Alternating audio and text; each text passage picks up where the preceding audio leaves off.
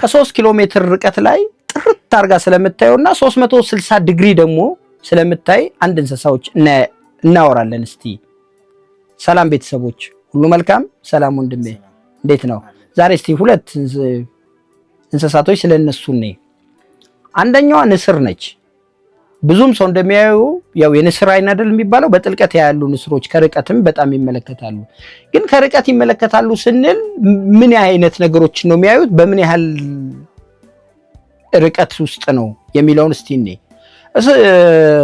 ንስር ከ3 ኪሎ ሜትር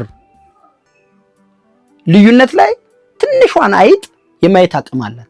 3 ኪሎ ሜትር ምን ያህል አይኗ አስበው፣ አየር ላይ ሆና እታች ከ3 ኪሎ ሜትር አካባቢ ያለን ነገር አይጥን የምታክል ነገር ስትፈራፈር የማየት አቅም አላት። አይገርምም ተፈጥሮ ግን?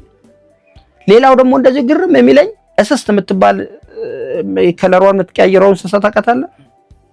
የሷ ደግሞ እይታዋ 360 ዲግሪ ነው የምታየው፣ ዙሪያዋን ማለት ነው። ለዛ ነው ቶሎ ጠላቶቿ ሲመጡ ካለችበት ሁኔታ ጋር አዳፕት ታደርጋለች። ኢሚዲየትሊ ድንጋይ ላይ ከሆነች ድንጋይን ከለር ትይዛለች፣ ዛፍ ላይ ከሆነች ዛፍ ላይ ትይዛለች። ራሷን ለመከላከል ያን ታደርጋለች። ግን ጠላቶቿን በ360 ዲግሪ ትመለከታለች፣ ታያለች።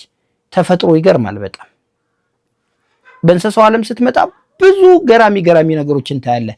እንደሚመቻችሁ ተስፋ አድርጋለሁ። አመሰግናለሁ።